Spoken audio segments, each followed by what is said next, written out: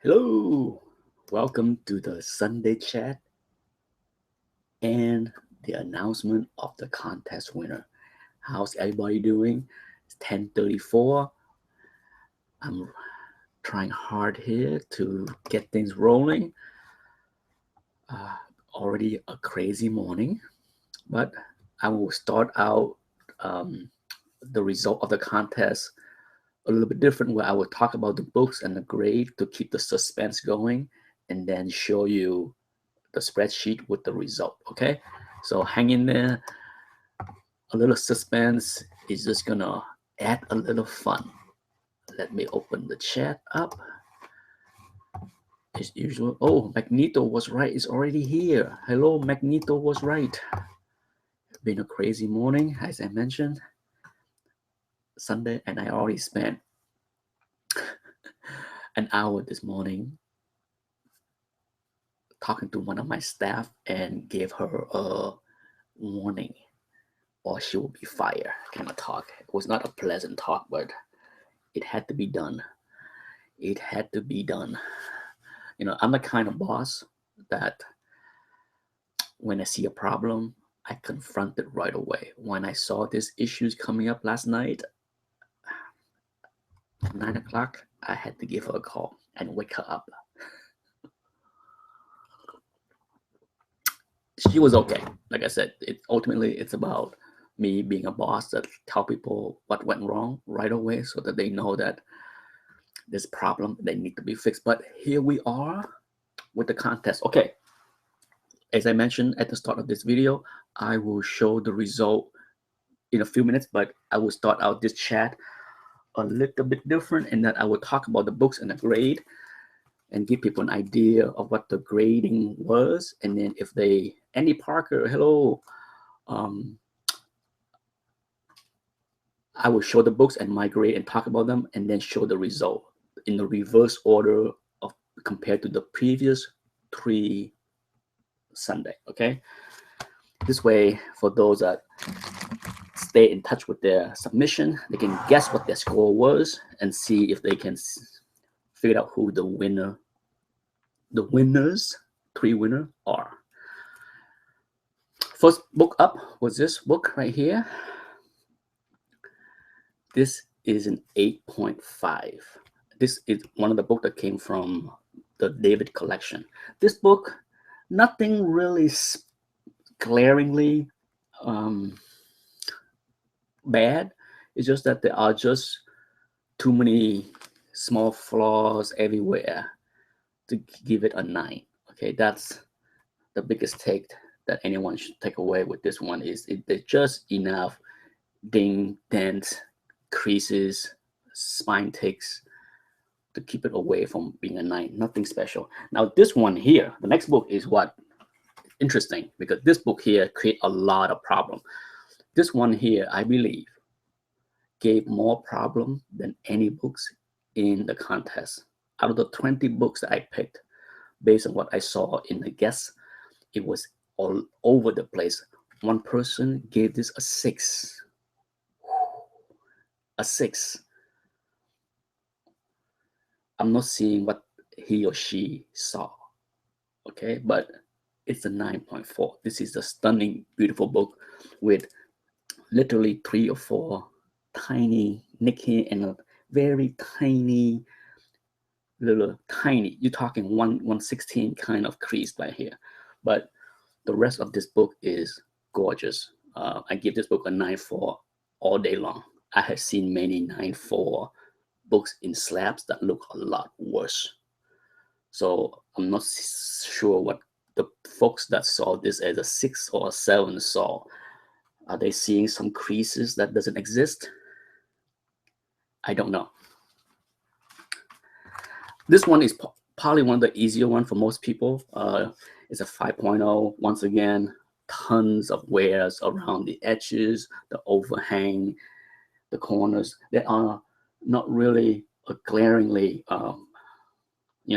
most of the flaws of this one, of course, is, the reading creases. Okay. It's a 5.0. I don't think it's I don't think it should be a surprise to anybody. Okay. So that's an easy one. Now this one, created some issue as well. The X-Men. A decent book, and it has a crease.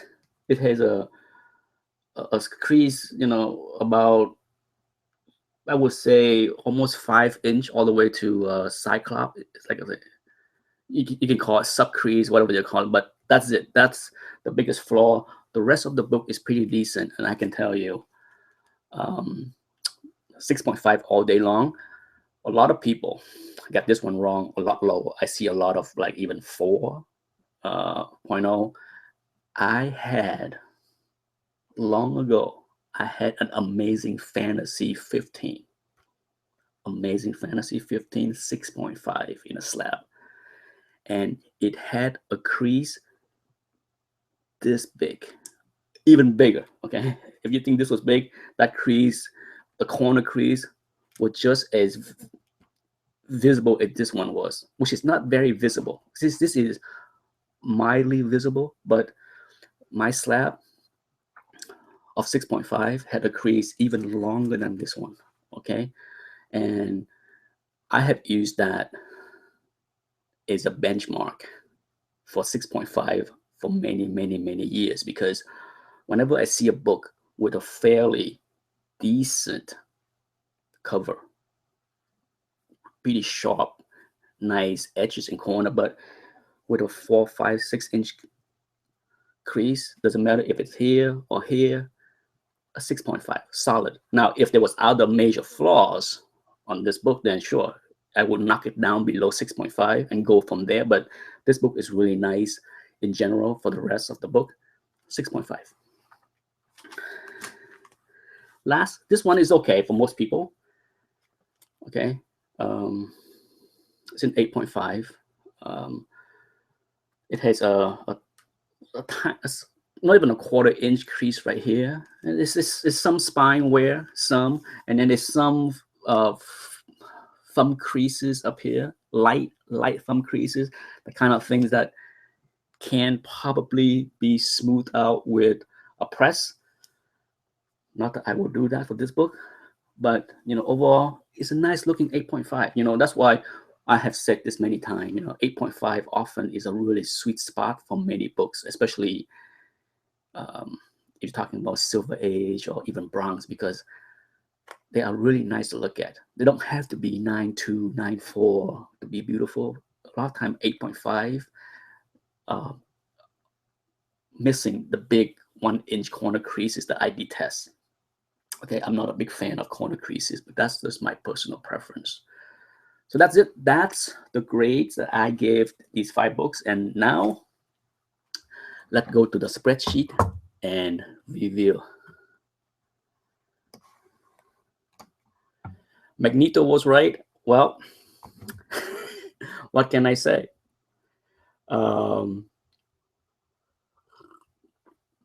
Too bad I don't keep a scan of my Amazing Fantasy 6.5, because I have it. It's there. And I had a couple more similar to it. Unfortunately, I don't keep them anymore. I had a Hulk one.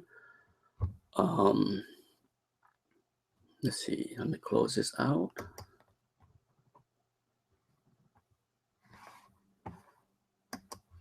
You know, when it comes down to grading, you know, I can tell you, it's, for me, learning to grade was using references of as many scans as possible. You know, I used to keep a huge database of scans, especially the abnormal one. You know, I would have a bunch of, you know, for example, 6.5, I would have a dozen scans in there that are 6.5. But then when I see a 6.5 slab with a 6 inch crease on it, not just once, a couple books that have that kind of flaw, then that's built the references as far as what is allowable in a 6.5. So, you know, when it comes down to my grading standard is, you know, I don't just go by, oh, I have a book that had this flaw, so it must be the right grade. I use multiple examples, and over the years, I wish I didn't lose that database. My computer died 2 years ago, and I lost a lot of the samples. But I used to have a folder in my computer and my hard drive that have a bunch of samples, especially low grade book with missing pieces, because those are killers to grade. When you see a book that have missing pieces like this big on the covers, a lot of time people have no idea what to grade. So whenever I see a scans, doesn't matter if the book is 7.0, 8.0, or 2.0, or 1.0. If I see a book in any grade with a piece missing, I'm saving that scan, because those are killer hard to grade for many people. Okay, so now let's see the result. I got the spreadsheet open. Or should I hide it? Should I hide it? I shouldn't hide the result. Should I just open it up so people can see? Give me a second. I will switch over, and hopefully the font will be big enough for everyone to see clearly. Let's see. Oh, let's see. Here we go. Okay, let me switch over to the screen, and then people can see. Drum rolls. Thank you everyone for participating in my grading contest. It was a lot of fun. It was a thrilling finish. Trust me, there are surprises in the finish line. And here we go. Let me switch over. 1, 2, 3.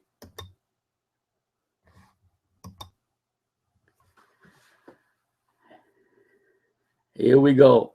As you can see, Grace held on to the lead. Grace held on to the lead. Look at who finished second. Louis Jewell. And look who came in third place. Brooke, by the Hoary Host of Hoggarth, with a killer round. Brooke came in with 4 bullseye. 4 bullseye. Congratulations to Brooke. That is the most impressive score of all the players in all the round. Okay, Brooke had the highest score of this round than anyone did in the entire contest, and vote him past Magneto was right. Holy moly, that was insane. When I tabulated Brooke's score, I was very surprised to see that, because so far, most people get 1 or 2, maybe 3 bullseye, but Brooke came in with 4 bullseye. Wowza, insane. So big congratulations to the top 3: Grace, Louis by the Hoary Host of Hoggarth, Bruce from the UK. Unbelievable. Top 3. Magneto was right, was just there. Finished 4th place. Sorry, my man. That clone fell down into 5th place. But Andy Parker, you're right up there. Big Bears, Cubanos, a big thank you to all the players, because I think it was a thrilling, exciting rounds. And if people enjoy this kind of games, certainly I will have more in the future, because I think it's fun. I think hopefully people learn something. Hopefully people will enjoy the competition, and hopefully they will enjoy the prizes. But wow, it's insane. Like I said, look at Marvel the Cross did very well. There are a lot of people that quit. There are quitters out there, and I understand. If you don't see a chance of winning, why bother play, right? It's too bad. It's too bad, because I think I play no matter what. If I was not in the top 10, I still would have played. But I understand for those that decided to sit out this round because they don't see a chance of winning. But because of that, I give a big, big kudos to all the players that stick around all 4 rounds, especially people like Reader 1717 Cami, who was at the bottom of the first round. She said it herself, I suck at this so bad. But guess what? She stuck around for all 4 rounds and did better in every round after. So a big congratulations to Reader 1717 to stuck around. And what can I say? It was a hell of a contest. The first annual ETA Nick contest. Awesome. So what I will do, Grace, if you are watching this video, please email me or PM me or post your pick. Okay, the price I already randomly assigned numbers to the 28 books in the prize box. Grace, the top winner, need to pick 16 numbers. So email me 16 numbers. After that, I will email Louis to let him know the remaining numbers that are available. He then can pick 8. And then the last 4, the remaining 4 will go to Brooke. Okay, and that's how I will disperse the 3 boxes to the 3 winners. But for now, it's up to Grace to pick the first 16 prizes, and then we can move on from there. This is fun, I know.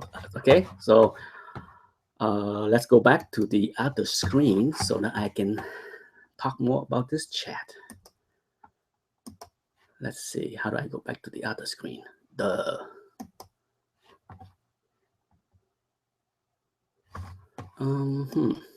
Oh, here we go. Woo. I'm back, folks. I'm back. Okay, let me resize everything so I can see myself. Yes, too bad Brooke is not here to see the result, because usually he tune in on the Sunday chat to see the results. So hopefully it's Sunday, so maybe he's doing something with the family and the wife. But a big congrats to Grace, Louis, and Brooke. Awesome.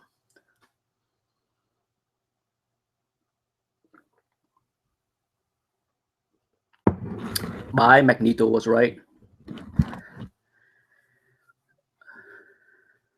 Andy, you did very well for over a year. And Andy, one of the things I want to point out to you for future grading thing is do not take a dirty cover or back cover into consideration. Dirty covers are one of the biggest marketing tools for people that sell service on cleaning.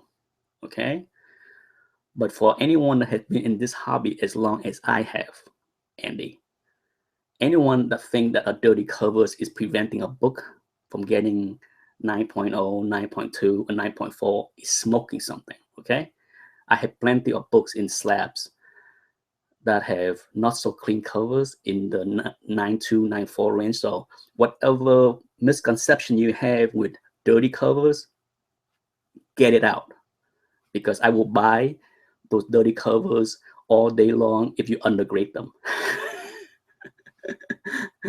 It's I have seen so many people over the years, oh, that cover is so dirty, it's not going to get 9.4. Really? What are you talking about? You want me to show you a bunch of slab that is 9.2 and 9.4 with dirty back covers to prove my point? I can.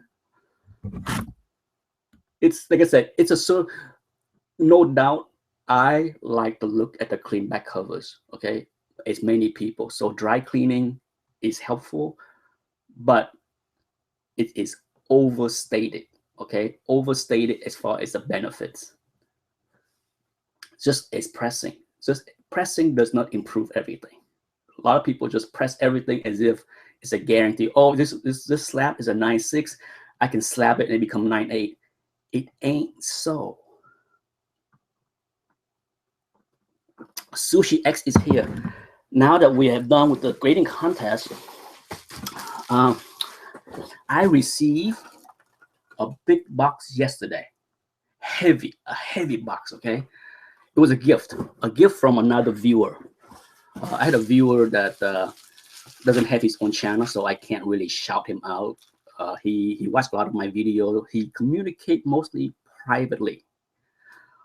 Um, and he contacted me last week. He said, Nick, I got a cool item. The company that mailed me this item made a mistake and sent me two copies or two set of copies. I don't need two, but if you want it, you can have it. Okay, so I'm like, sure, why not? I gave him my address and he mailed it to me. I did not know what he was talking about.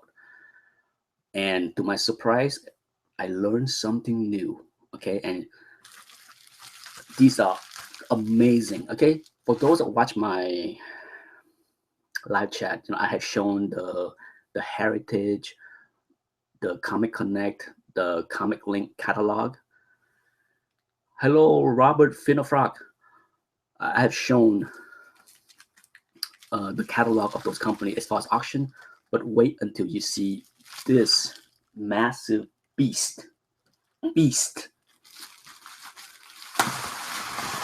It blows away the Heritage catalog. I have never heard of this company, because it's a big auction house, but it does fine art stuff. But somehow this is a big score for this auction house. I never heard of this place outside of as far as heritage, and original art. But this auction house score an amazing collection of original art that's going to go on auction July 30th. Okay, and so here's the two book.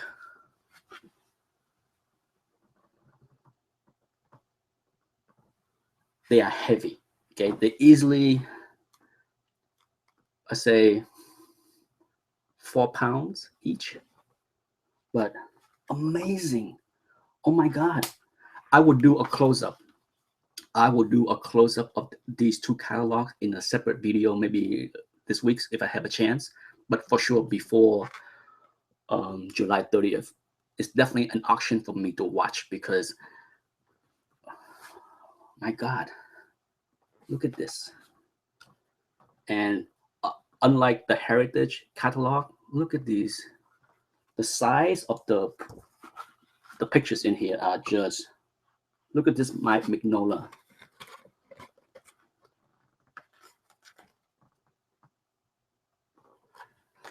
This is as book as those, IDW book. Gorgeous, thick stock of paper. But look at this. There are a ton of Mike Mignola. Look at that. Unbelievable. I browsed through this late last night, and the Bernie Wrightson stuff in here is just breathtaking. Look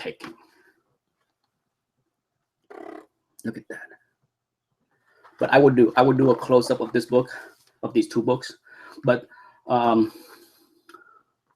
for those interested in follow this auction, I immediately went to the website last night and registered just to follow the auction and maybe bid on a few things.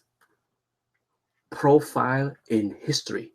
Okay, Profile in History, no space. If you go www.profilesinhistory.com and register for this major auction, and you can see, I think you can see many of these scanned online also, so you don't need to watch any more of my videos here to see what in these two massive book.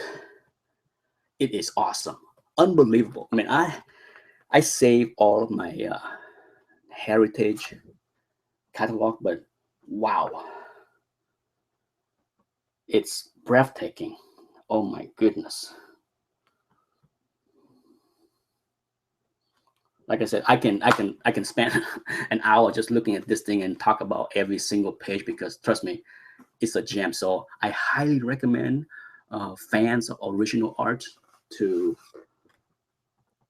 register to that website and then gaze at the beauty.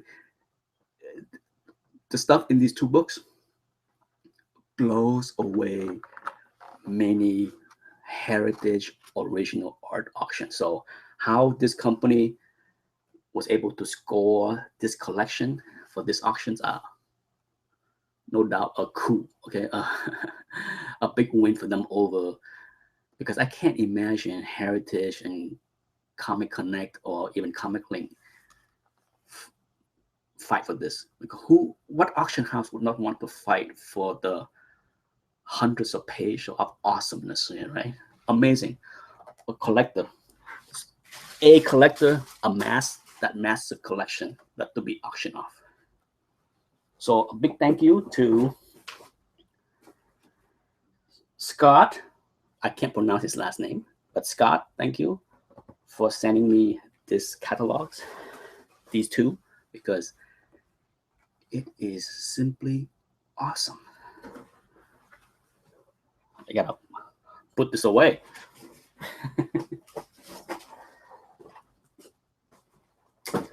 Okay. Whew. It's already 11 o'clock. Half an hour went by just like that. I want to spend a few minutes talking about this. This next topic is that I have seen and heard, some of the issues and problems in the comic book communities in the past few weeks, and I have my own take on some of these issues. Um, one of the big issues that we heard and saw is that some people in the community was not happy that other channels were doing something similar to his channel. Okay, that's one of the issue, and that's one thing I want to talk about, because I think that's an issue that I had my own thoughts on the matter. When I went on YouTube and started to make videos for this channel 3 years ago, I spent very little time I spent very little time looking at other channels. Unlike other YouTubers that get the inspiration to start their own channels from watching other YouTubers about comic books, I did not do that. I spent years on YouTube watching comic documentary and artist interviews, but seeing other people collection was never really something that interests me. For whatever reason, it was not something that even entered my mind. I live in my own world. I collect what I collect. I don't care what other people have.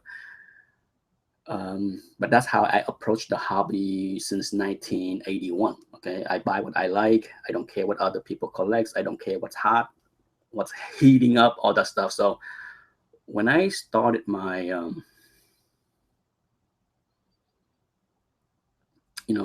when I started my own channel, it was more so to show some books to some of my friends. I have friends in the hobby that I have shared scans of many of my books over the years, but sometimes scans just doesn't do justice to how beautiful the books are. So I do a few videos to show them how nice some of these books are, and it snowballed into this channel. Okay, but that's how this channel was started. There was no inspirations from from anybody else. But when I started to make videos, regardless of the topics, whether it's author spotlight or first appearances rating or whatever it is, I do not pay any attention to whether this topic has been discussed before. I'm sure it has. I'm sure I'm not the only one talking about Bernie Wrightson on the internet. So I'm not gonna worry that, somebody already spotlighted Bernie Wrightson, so I don't want to copy that idea. I have no idea. I don't care what other people. I don't care what other people think about Bernie Wrightson. It's it's my video, my view, my personal opinion. So that's what, that's the only thing that matters, right? So over the years, I've been on YouTube making videos for 3 years. I really didn't care if anybody copy any ideas.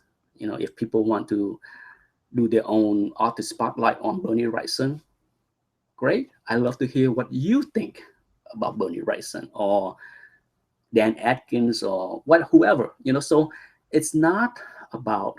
I never once thought that, that guy is doing first appearance rating. Who cares? When I do a first appearance rating, it's my opinion. Somebody else may have liked a character a lot more than me.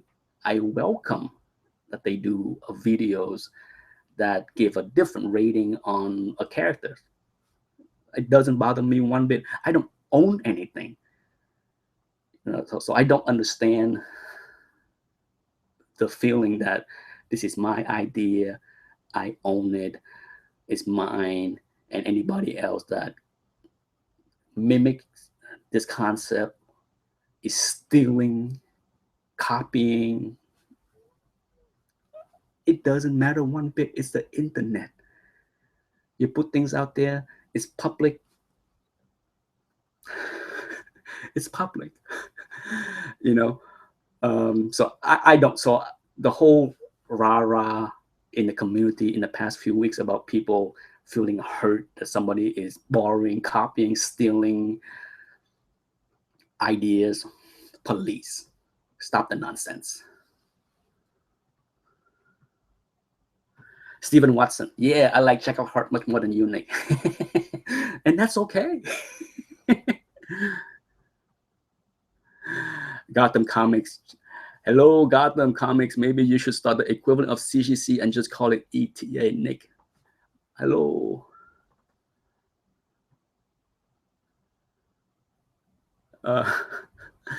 Hello, Mike Hayes Comics. Welcome in the house. Yes, really, Illy. I'm glad you brought that up. That whole reaction video thing was stupid. It's to me, it's originality should be recognized. Okay, originality should be recognized because we live in a world where there are so few originality. But when it comes to many things in our lives, many things are copy, mimic, imitate, you name it. Just look at movies. How many movies are borrowing, stealing, plagiarizing ideas from other movies? Okay, we don't sit around and say, "Oh, Star Wars," Dances with Wolves was a shitty movie because it's not a brand new idea. It's a different version of Pocahontas or something. So or Avatar is basically Pocahontas or Dancing with Wolves, and at the end of the day, originality is hard to come by. So if you have original ideas, you should be recognized for that. But at the same time, be prepared. Be prepared that other people will mimic, copy, plagiarize, borrow, steal, you name it. That's the way the world works. Okay, and that's the way public domain works. That's the way the internet works. So you can't claim proprietary on many things, especially when you put it out there in the public. Okay, and to get upset over that is a little bit overdone. Stephen Watson, I just watched Dancing with Wolves last night. Great movie. I've seen that movie many, many, many times.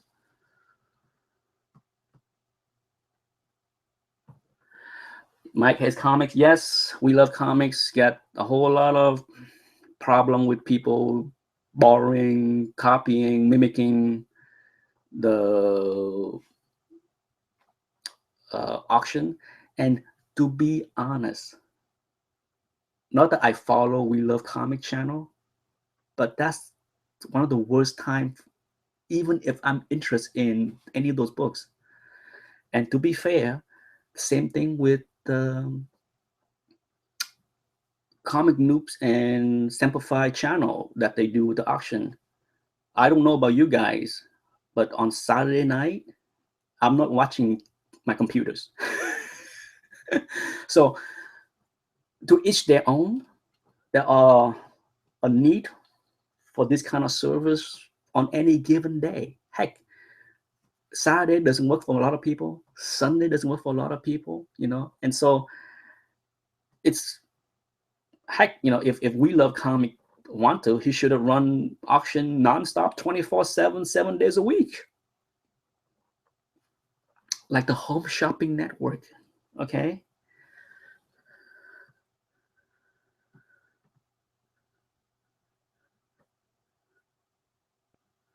The Incredibles was a Fantastic Four movies done right.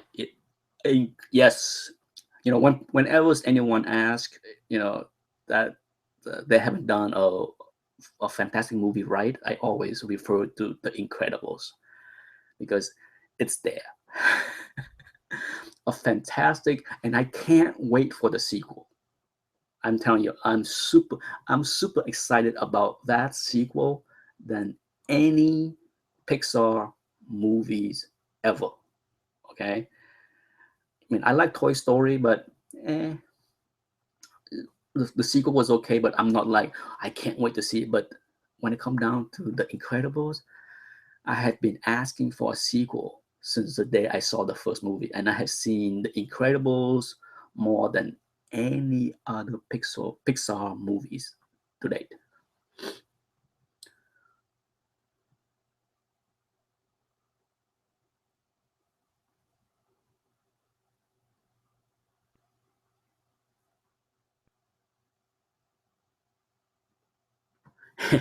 Thank you, Kasikan. Nick Point.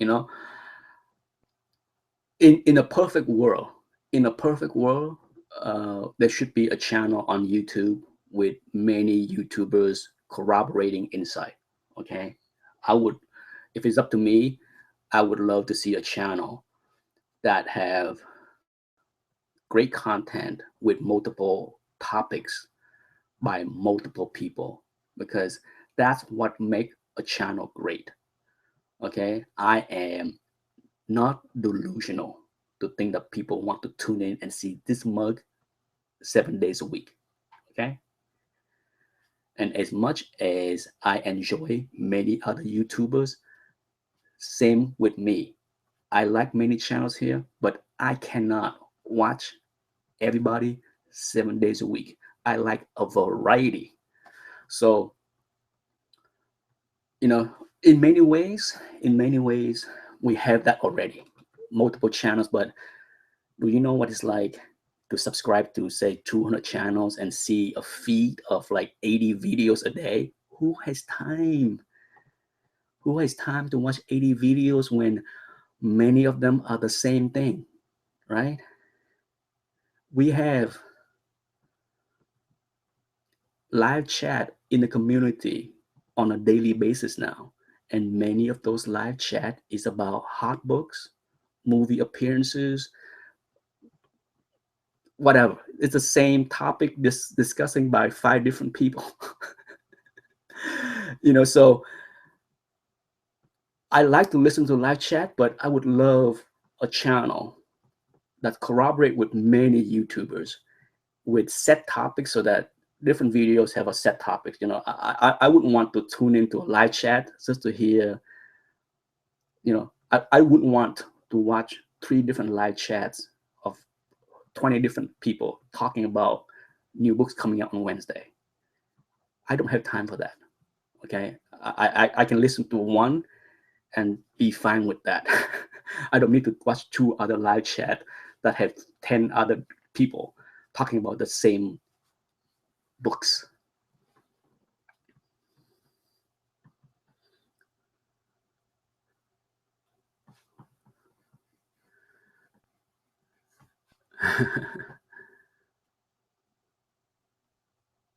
Jorge, it's time for you to eat Vietnamese food.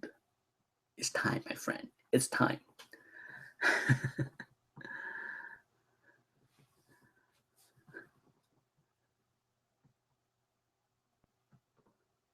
Yes, I mean, it's very difficult. One of the things that I learned long ago about the internet is vast, but the internet is very fragmented. Okay, is that just because there are millions, hundreds of millions, billions of people on the internet does not mean that you put something out there and it's seen by all those people. Okay, it's never that way, and it's extremely fragmented.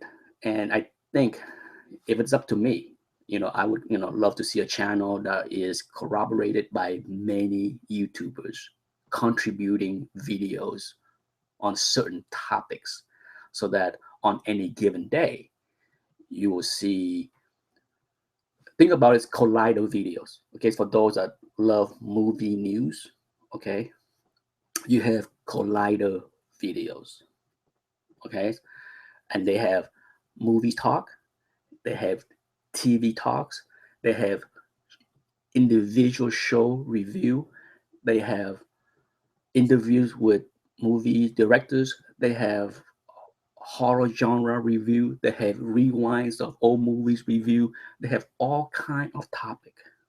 Okay, and it would be nice to have a channel on YouTube, a dedicated channel on YouTube that dedicates for all comics related stuff, contributing by different people with different views. Because I hate to say it, I can't listen to 50 people saying the same thing. I'm sorry, but I can't. I don't have time. None of us have time to see 50 videos talking about Wednesday Comic Hall. We do not have the time.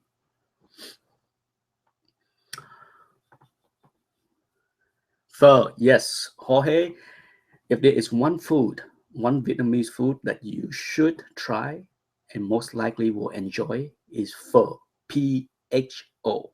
Okay, PHO. It's widely available in any Vietnamese restaurant. It's the most common Vietnamese food in all Vietnamese food. In fact, in Vietnam, people eat that for breakfast, lunch, dinner, midnight snacks. It's in every corner. It is pho. Soup is more popular than pizza, hot dog, hamburgers, and French fry combined in this country. Okay, that's how popular pho is. If you're Vietnamese, you would love it. You grew up eating it. Iconic point. Wow, Nick, are you pitching a comic book only video platform? Are you trying to get investor? No. Yes, Jorge, you should try pho. Trust me. In New York City, there are plenty of good pho restaurants. Plenty. Trust me. Just follow your nose. Okay. It's a wonderful, fragrant, beautiful smell. Delicious smell. Trust me, you will love it. Just on YouTube, there are tons of videos of people eating pho. So you can watch a video and figure out how to put the dish together when you go to a restaurant and enjoy it. Even Mike, his comic, a youngster, is enjoying pho. Good for you, Mike. Um, well, I would back to my ideas. I don't think it's it's an idea that I have, because I believe now. I believe that the community, although small, okay, there is no disputing that this is not a huge community. It's small, but seriously, how much time can any of us watch all these videos? I mean, I can be honest to say that I cannot watch 5 Wednesday haul videos. One is enough for me. Really, really Flushing. Yes, Flushing. Flushing have good, you know, when I used to go to New York often, I go to Flushing for Korean food, for Vietnamese food, for Chinese food, dumpling, dim sum, you name it. You name it. You can't go wrong going to Flushing for Asian food. If you live near Flushing, you know it should be a heaven for Asian food.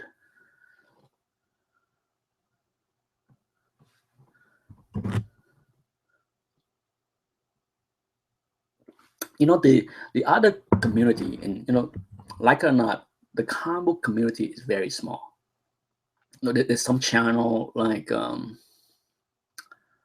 Comic Explain that has something like 500,000 plus subscribers. I don't know who's subscribing to his stuff. I watched his stuff. He has good stuff. Okay, but I don't know where those 500,000 plus other people came from. Certainly, they are not in the comic book community. So, kudos for Rob to be able to attract so much followers to his topic. He is wonderful. Rob, uh, you know, Rob from Comic Explain deserve all the success that he's getting, because he's very knowledgeable. He's has a great voice, very good tone, good manners, and just the way he delivers the lines is very professional. He's top-notch professionals when it comes down to his videos. It's wonderful. But that does not explain where 500,000 plus viewers came from, because certainly I don't believe there are that many people in this hobby. And it's not as if Rob talk about movies. If Rob channel was about movies and comic book superhero related movies, then I can see why it's big, because when you look at like Collider's video, right? They talk about all kind of movies, all kind. They talk about it's the most popular movie channel, and even Collider videos doesn't have 500,000 sub like Rob does with Comic Explain. So I'm floored. I am floored by what he has been able to attract, and I just don't know who the heck these people are.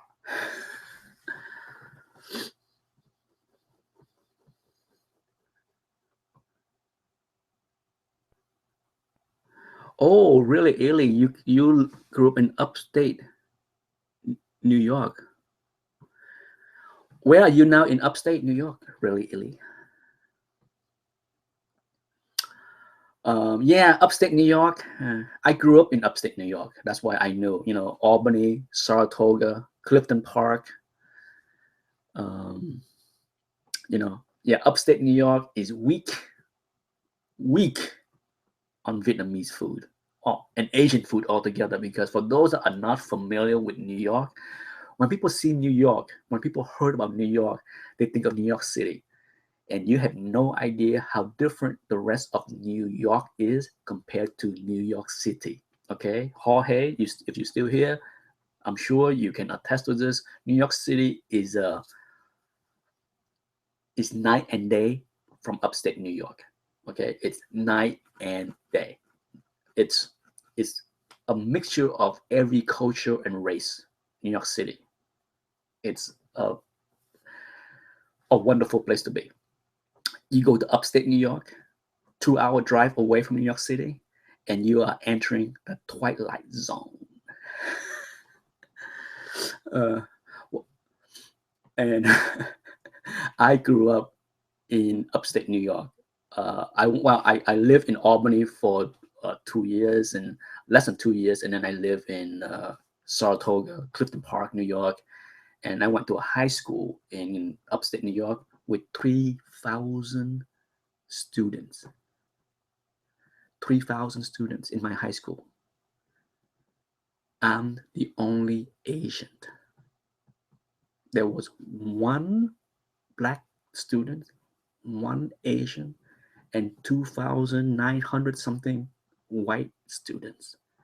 That's upstate New York. Okay, that's upstate New York. It is white as snow. Okay, and I had met many people during those years that said that you are the first non-white person I have ever spoke to face to face. Yeah, this even today it hasn't changed. Trust me. Oh, you're from Ithaca. Ithaca.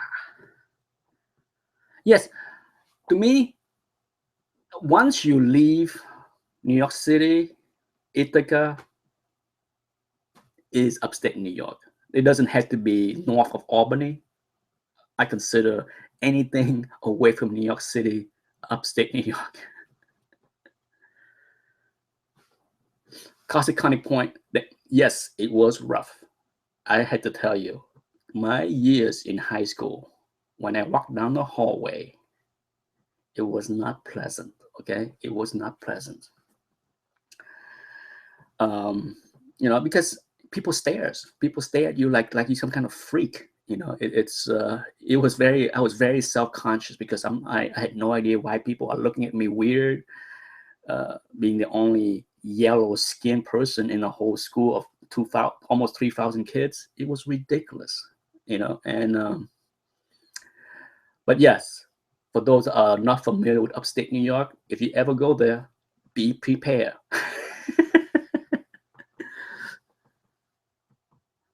Stephen Watson, that happened to me when I moved to Florida. I was the first black person that is one family had ever seen in 1989.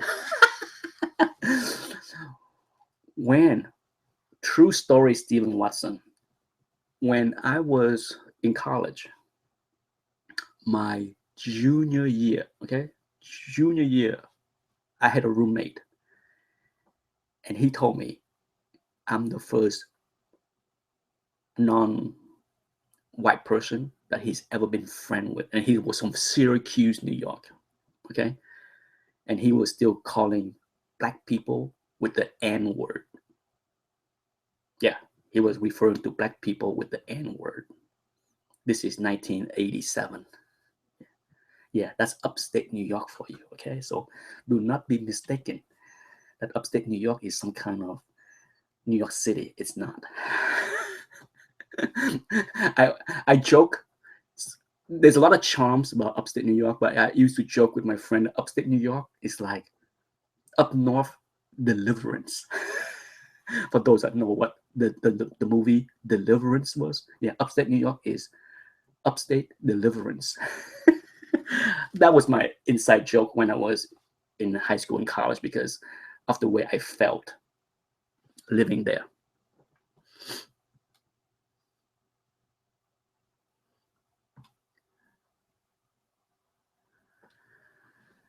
Yep, Jorge, 1987.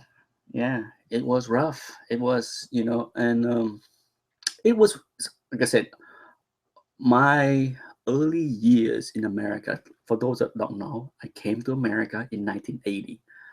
You know, it was a eye-opening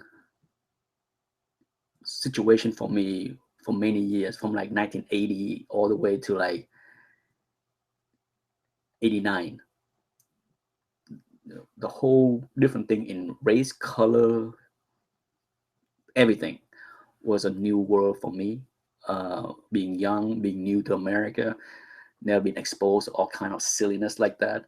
It was very strange, a strange, interesting time, and a big part of why I love comic books because that's a place where I found being different was cool. Okay, I can't say enough on how comic book play an integral part of my life in the early 80s when I first came to America, being so out of place that comic books were a huge part in me um, finding happiness and finding acceptance. Okay, it's the acceptance thing is a thing that I can relate. Uh,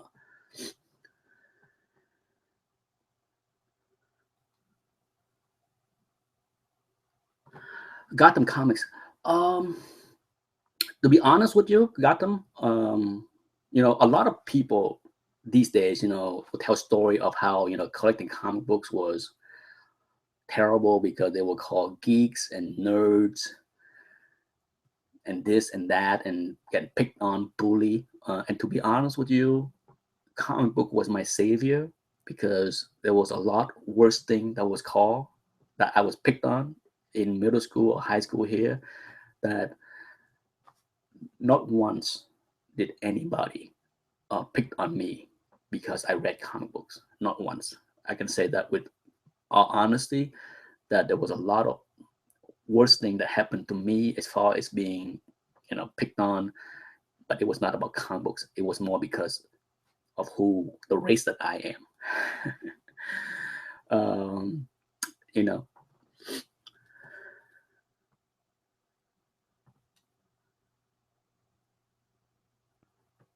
Stephen Watson, my wife, and myself spent days trying to find a church in Florida that would marry us in 1995 because we were biracial couple.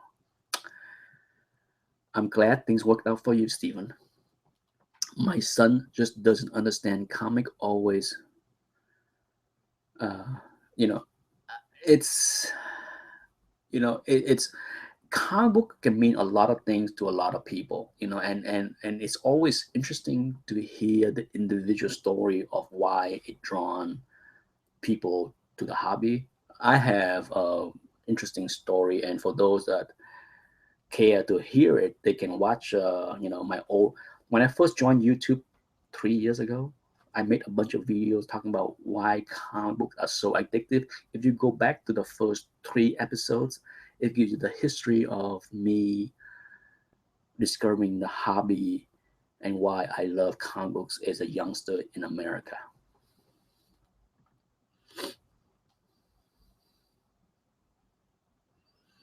Allow us to mix, okay, Steve. Now it makes sense. Yes, Jorge. Unlike a lot of people, I heard plenty of stories of people getting bullied and picked on because they read comic books. For me, it was not that way at all. To me, it was an escapism. Um, for me to, that's why I love the X Men. Because I think in the '80s, the X Men was all about people. People that was shunned by society for their differences, finding ways to become heroes. And I think that's it drawn me into the series because I felt very out of place. Um, you know, when I was younger, people always ask me like, who's your favorite hero? And of course, I said Wolverine, but no doubt the second superheroes that uh, I am drawn to was the Silver Surfer because for a long time when I was in America in the early years, I felt like an alien. You know, I I'm not saying that racism, classism, ethnicism doesn't exist in Vietnam growing up. For sure, I was too young to see it or understand it. But by the time I came to America and old enough to understand these things, it hit me hard. Okay, because I didn't understand. To me, it was I feel like an alien living in this country because this whole thing about racism and classism and everything, it was a new reality, ugly reality that I came to realize. And for sure, comic books were a huge escapism for me. I can't say enough of how much it meant for me in those early years. And I think as I get older and move on with life, one reason why I don't enjoy reading comic books as much as I used to because I'm older, wiser, and the stories within them doesn't bring me the same kind of escapism as I had back in those early 80s and mid 80s, because those are wonderful years, because I can't reinforce how wonderful all of those stories were for me. Because, I can have a crappy day at school, but the moment I came home and opened a page of X-Men, it's like I transport myself into a world where my problem went away.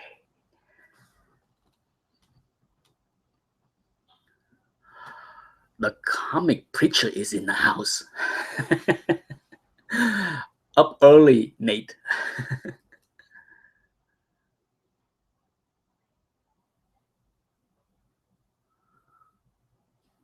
On a lighter note, I saw Walter and Louis Simonson and asked them how they color comics before Photoshop. They said they made photostat of original pages. Photostat. You don't know what photostats are.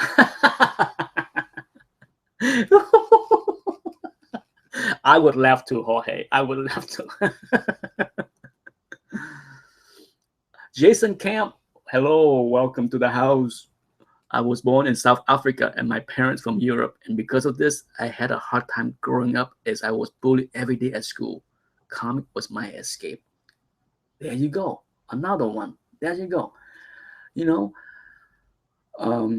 yeah, not everyone that collected comic books got picked on because they collect comic books. Some people collected comic books because they were picked on for other things. Because comic book is a wonderful form of escapism for youngster. And that's one thing that makes me sad today, because youngster today don't have that kind of escapism. I don't think my son have a, a venue where he can let his imagination run wild. Not yet. I'm not sure. Maybe he does. Maybe he does, but it's definitely not from the page of comic books, that's for sure.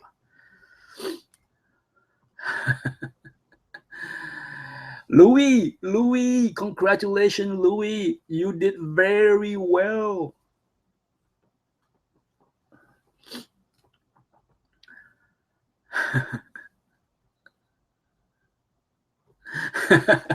Classic Comic Point said it's called Minecraft. Even my son, he has outgrown Minecraft. Anthony was obsessed with Minecraft for about 2 years, but it's over. Okay, I can tell you, for 2 years, my son and all his friends were obsessed with Minecraft. They couldn't get enough of Minecraft. Okay, but in the past year, it's gone. It's completely, all his friends are like, Minecraft, that's old news. So Microsoft, who spent billions buying Minecraft, you missed the boat, because this generation has moved on. And to put out a Minecraft movie next year, you are way too late, Microsoft. It will be a disaster, in my prediction.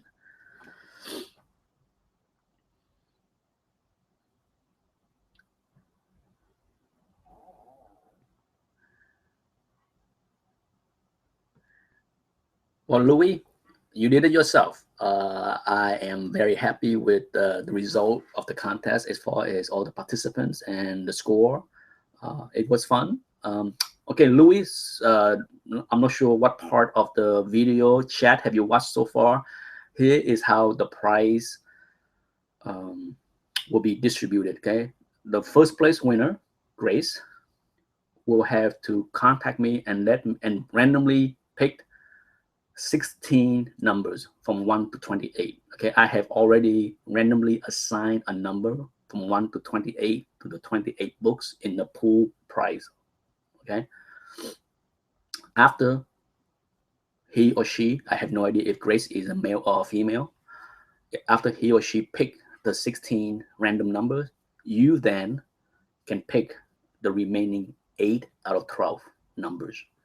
Okay, so we just had to wait to see what Grace will pick. And then after that, Louis, you will have a chance to pick 8 of the remaining 12 numbers.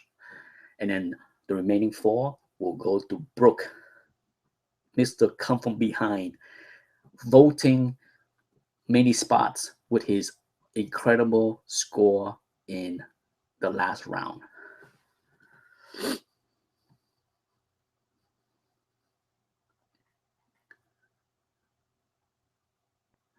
Oh yeah, speaking of that, have you seen any people walking into bushes with their phone? No. Is this just an accidental thing as they are not paying attention to where they're walking? I'm guessing.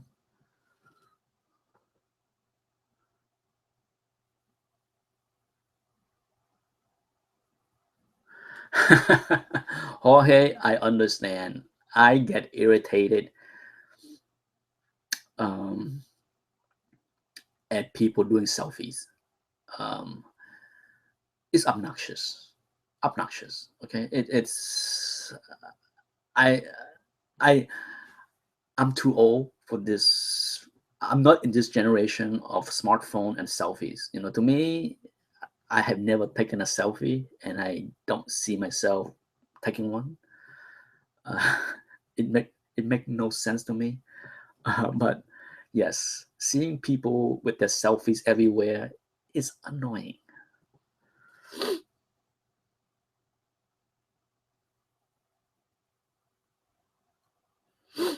Well, I'm looking at the clock. It's 11:40. I have been on the chat now for a little bit over an hour. If there is no more um, I will end the chat in the next 5-10 minutes and move on to lunchtime because I am getting hungry. I've been up since 6 o'clock this morning working. Yes, I have been working since 6 o'clock. I just take a little break to do this chat. And the comic preacher, if you, oh, well, this is more than just a comic preacher. For those that joined this chat late and don't want to go back and watch part of the chat earlier, you should go to Profiles in History and register as a bidder for this major auction. Yes, a viewer was kind enough to mail me this 2 giant size catalog of original arts. As I mentioned in the earlier part of this chat, it is breathtaking original arts, a coup by this company. Look at this Bernie Wrightson stuff. Jorge, I bet you haven't seen this part of the chat. Look at this.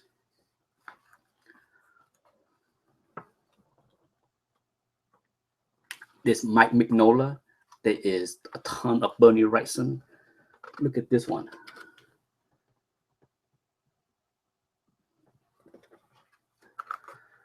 Amazing. Look at this one. Look at this one. My goodness. Bernie Wrightson. Like even color one from Bernie Wrightson. Okay, so this book, this massive giant catalog is like $100, and I can't believe that. And then the other book, this one. Okay, the auction is July 30th. Okay, for those that look at this Frazetta painting.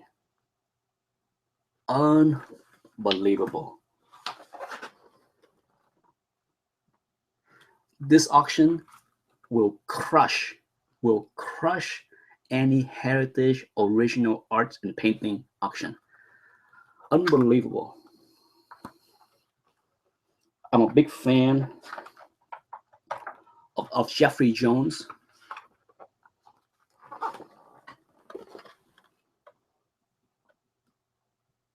Unbelievable. And like I said, even have unbelievable. Like I said, you don't need this book. Go to Profiles in History, no space.com, and you will see the listing of this auction. It's breathtaking. You want Steranko goodness? Oh, this is Mike Springer, not Steranko goodness. But I'm sure many of you have seen the covers for those two books. Like I said, breathtaking. This catalog is freaking amazing. Even have Mobius.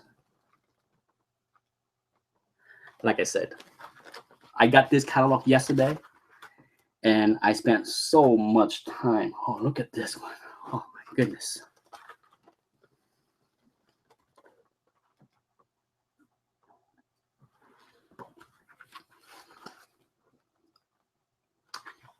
I will end it with one last Bernie Wrightson goodness.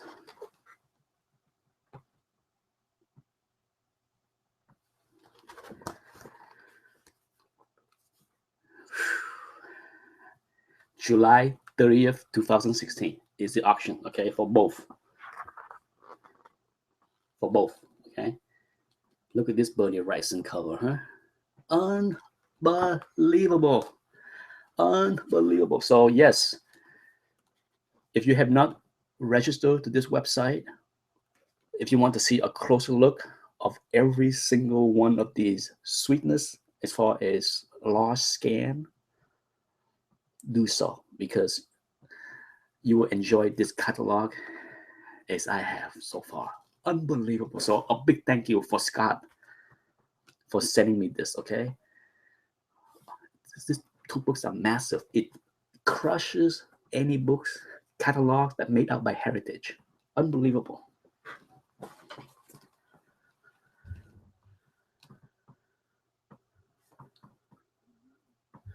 Let's see. Jason Camp said, Nick, question. I have watched your grading video. They're amazing. Would you have a doc file that explains your system, as I would like to learn more? I don't, but I have a cheat sheet. A cheat sheet. It's somewhere on the, if I find it, if I know where I put it, it's in, I kept the cheat sheet in PhotoBucket, the same place that I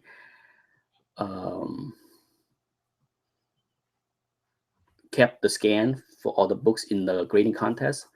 But if you want to send me a PM later, I can send you a link to the cheat sheet. The cheat sheet is a simple one-pager that gives a quick guideline on flaws, deduction, tears, stain, creases, all that stuff, and it helps people to grade.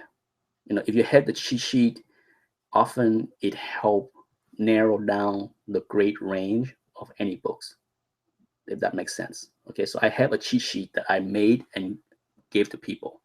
So if you want to hit me up on private message later, I can certainly send you a copy of that cheat sheet. Yes, Cosiconic Point. He's on my PhotoBucket page. If it should be there. I put it there for that reason. You know, most people have access to that page. I kept some stuff on PhotoBucket private, but many of the stuff that is still in PhotoBuckets are just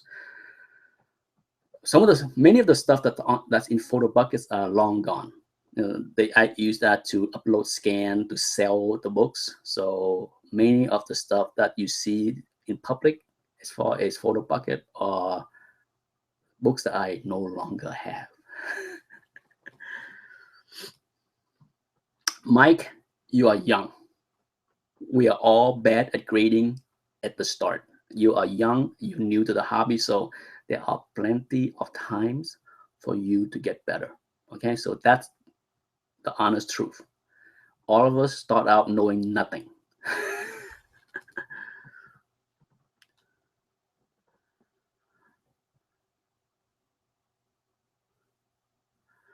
Good luck, Jason. Like I said, I'm always available for help privately. A lot of people has contacted me privately, make videos privately, sent me pictures and scan privately on books that they need help on grading. I am open to do all of that. I don't mind at all. So for anyone watching this live chat, if you ever have a hard time grading a book, whether you are trying to buy or sell, just contact me and send me the links or the scans, and I will be happy to look over the scans and give you my opinions. Okay, I have no problem doing that. I have been doing that for many years. What do you recommend in learning how to get better at grading? Cosiconic Point asked. My best advice, man, is create a folder in your hard drive. This is what I did. Okay. Unfortunately, I lost that computer. It died, it crashed, and I lost all of the examples. But a few years back when I was learning, I created a folder in my computer. And every time I see a scan of a book that surprised me as far as the grade, I save it. Books that have long creases, books that have big missing pieces. Whenever I see a book that is out of my range, I might see a book and I say to myself, oh, that book should be a 4.0, and I see a 5.0 grades on it, I save it as a reference. If I see a book, as I mentioned in earlier part of this video, when I see books with 5-inch crease in a 6.5 slabs, I save it, a whole bunch of them, so that I can use it as reference to say that a book with a 4-inch crease can easily be 6.5, because I have half a dozen scans of books in 6.5 slabs that have even a bigger crease. Okay, so this is what I did. So whenever I see a scan of a slab with pieces missing, I'm still doing it now. Whenever I see big tears, big pieces missing, I'm saving those scans, because that gives me a reference to what grades they can be. The more samples, the better. Okay, I learn new things every day. I never stop learning when it comes down to learning how to grade.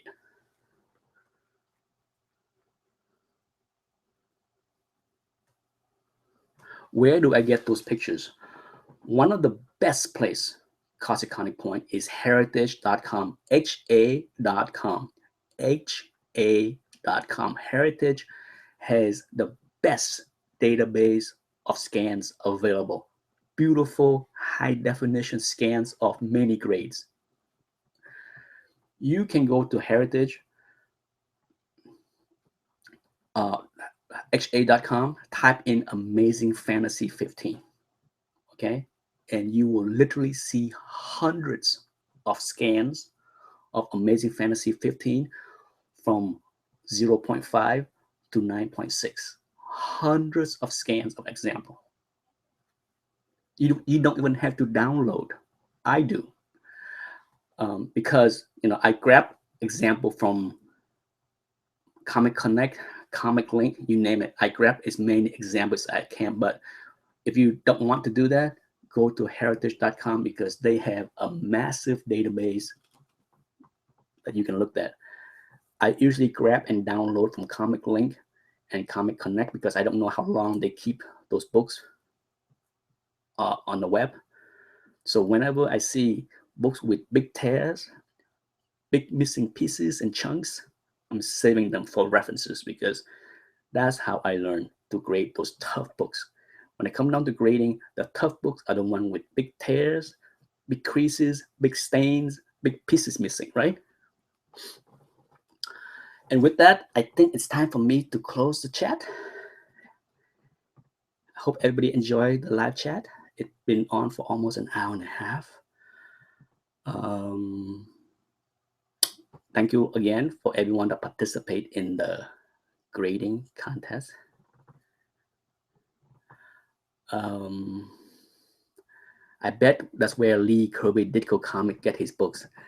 I don't know where he got his books. His family own a big comic book store, so he can get a lot of books in many different ways. I'm guessing some of the books are from customer walking through the store. Some of the books are people selling to them at conventions. I wouldn't be surprised if they go to convention, set up booth there. They have a big store. Lee Kirby Ditko's father owned a big comic book store. So there's many ways how he get his hands on those books. And that's it. Time for me to go prepare lunch for the family. Thank you, everybody, for joining. I hope everyone enjoyed the contest again. And let me know if you want to play in the next contest, because if I am to continue, I might not do a contest going forward before I go. I might do a weekly comic book lessons on grading. I might do a video where I show a couple books, talk about the flaws, and talk about the grade that I will give them. I might do that maybe at least once a month, just to help some people, for those that are interested in that. But as far as contests, I might run another contest around Christmas time when things slow down. If things slow down, I have been extremely busy. So this was in many ways a good thing that it is over, because I am super busy. So if I'm super busy around Christmas, then I might not have time to do another contest like this. But for now, it's time to say goodbye. Captain Howdy. Hello, Captain Howdy. You show up just as I'm saying goodbye. I have never seen Captain Howdy before. So welcome for first-time viewer, Captain Howdy. Captain Howdy, hopefully you will watch the chat from the beginning. Because there's a lot of good stuff that happened in the past hour and a half. A lot of good stuff. Huge. Anyhow, time for me to run. Thank you, everyone, and goodbye.